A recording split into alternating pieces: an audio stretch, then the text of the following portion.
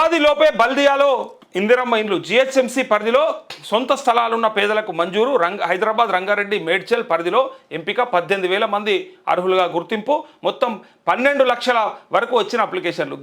దీన్ని చూసి చెప్పొచ్చా? ఇగో దీన్ని చూసి ప్రభుత్వాలు ఇప్పటిదాకా ఎంత గొప్ప పనులు చేసినాయి, ఎంత బ్రహ్మాండంగా ఇల్లులు కట్టినాయి. సరే అది బీఆర్ఎస్ అయినా అంతకుముందు కాంగ్రెస్ అయినా ఎవరైనా సరే పాపులేషన్ పెరుగుతుందన్నా పెరగదా, పెరిగినప్పుడల్లా అవసరాలు పెరిగాయా, కుటుంబాలు పెరిగినప్పుడు పెరిగాయా అంటే ఎంత పెరిగినా గింతగానమ్మా. 12 లక్షల మంది ఎక్స్పెక్ట్ చేస్తే అందులో 18,000 మంది అంటే చూడుండ్రి ఆ రేషియో చూడరు ఒకసారి. మరి 12 లక్షల మందికి రావాలంటే ఎన్నడు వస్తాయి? సరే అందులో సగం మంది కన్నా 6 లక్షల మంది కన్నా రాలే, అందులో సగం మంది 3 లక్షల మంది కన్నా అది రాదు, అందులో సగం మంది 1,500,000 అది రాదు, అందులో సగం మంది 75,000 అది రాదు, అందులో సగం మంది 35,000 అందులో రాదు, అందులో సగం మంది 17,000 గీడొస్తుంది.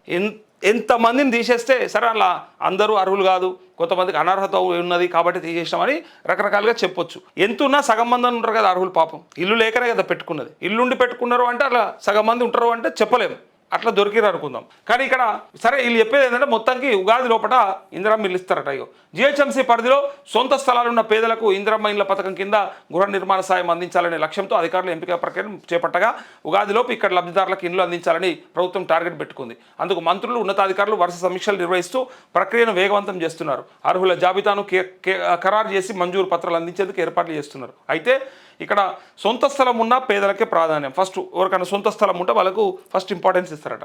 హైదరాబాద్ పరిధిలోని 3 కార్పొరేషన్ల పరిధిలో ఇందిరమ్మ ఇండ్ల పథకాన్ని అమలు చేయనున్నారు అంటూ ఇగో ఇప్పటిదాకా ఒక్కటి కూడా కట్టలేదు, జాగలే లేవు, యాడున్న ఎడగట్టిరు. కేసీఆర్ కట్టిన డబుల్ బెడ్రూమ్లనే అలాట్ చేయడానికే వీళ్ళకు అయితలేదు అని అన్నారు కదా. మరి ఇది ఎట్లా చేస్తారో ఎప్పుడు చేస్తారో చూడాలి. హైదరాబాద్ నగరంతో పాటు రంగారెడ్డి మేడ్చల్ జిల్లాల పరిధిలోనూ ఇందిరమ్మ ఇండ్లు అందించేందుకు ప్రభుత్వం అడుగులు వేస్తోంది. ఈ ప్రాంతాల నుంచి భారీగా దరఖాస్తులు రావడంతో అధికారులు ఫీల్డ్ స్థాయిలో తనిఖీలు చేపట్టారు. స్థానిక స్థాయిలో ప్రత్యేక బృందాలు ఇంటింటికి వెళ్లి వివరాలు సేకరించాయి.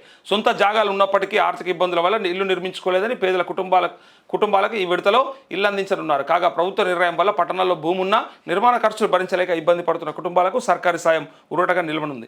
ఆదాయ పరిమితి, కుటుంబ పరిస్థితులు, భూ యాజమాన్య పత్రాలు వంటి అంశాలు ఆధారంగా అర్హతను నిర్ధారిస్తున్నారు. మొత్తంగా సుమారు 12 లక్షల మంది ఇందిరమ్మ ఇండ్ల కోసం దరఖాస్తులు చేసుకున్నట్టు అధికార వర్గాలు వెల్లడించాయి. ఇప్పటి వరకు సుమారు 18,000 మందిని అర్హులుగా గుర్తించినట్టు తెలిసింది.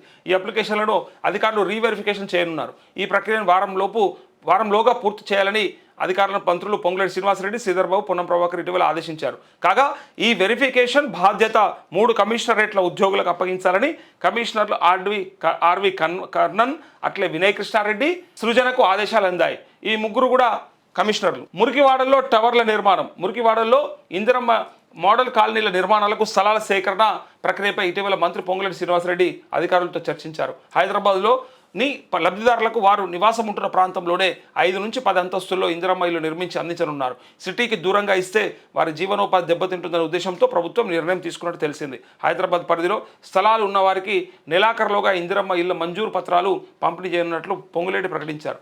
ఇందిరమ్మ ఇండ్లకు అదనంగా మరో 28,000 మంది డబుల్ బెడ్రూమ్లు ఇండ్ల ఇవ్వనున్నారు. అయితే ఇక నిర్మాణ పనులు మధ్యలోనే నిలిచిపోయి ఇప్పుడు మళ్ళీ మొదలు పెడితే ఇగో హౌసింగ్ కార్పొరేషన్ సాయం చేస్తుందన్నారు. అయితే వచ్చే కేబినెట్ సమావేశంలో ఇందిరమ్మ ఇళ్ల నిర్మాణం గురించి కీలక నిర్ణయాలు తీసుకుంటామని స్పష్టం చేశారు. ఇదంటే రాష్ట్ర వ్యాప్తంగా కూడా శరవేగంగా అమలు చేస్తారంట. ఒకసారి చూడండి, రాష్ట్ర వ్యాప్తంగా చేపట్టిన ఇందిరమ్మ ఇళ్ల నిర్మాణ పనులు శరవేగంగా సాగుతున్నాయి. ఇప్పటి వరకు 3 లక్షల ఇండ్లు మంజూరు చేయగా 2.5 లక్షల ఇండ్ల పనులు స్టార్ట్ అయ్యాయి. వచ్చే నెలాఖరు నాటికి 1,00,000 ఇండ్లు పూర్తి చేయాలని అధికారులు లక్ష్యంగా పెట్టుకున్నారు.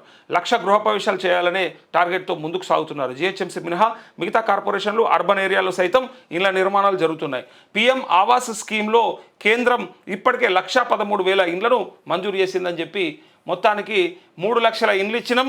ఆ 3 లక్షలలో 2.5 లక్షల ఇండ్లు అవుతున్నాయి, ఇంకా కావాల్సినవి ఉన్నాయి అంటూ ఉన్నారు. సో వీళ్ళు పెట్టుకున్న టార్గెట్ ఎంత, దానికి బడ్జెట్ ఎంత, ఎప్పటి వరకు పూర్తయిపోతాయి, మరి ఈ రాష్ట్రంలో ఉన్నటువంటి పేదలందరికీ ఇందిరమ్మ ఇండ్లు ఎన్నడందుతాయి? మీరు ఆశ పెట్టిండ్రు. ప్రతి ఒక్కరికి నిరుపేదకి అంటే సొంత స్థలాలు ఉన్న వాళ్ళకి ఇస్తామని చెప్పిండ్రు ప్రియారిటీ. తర్వాత అక్కడ ఎక్కడెక్కడ ఏ కార్యకర్తలకు ఎవరెవరికి అప్పచెప్పే ప్రయత్నం చేశారు అనేది మనం వార్తలుగా చాలా చెప్పినాం.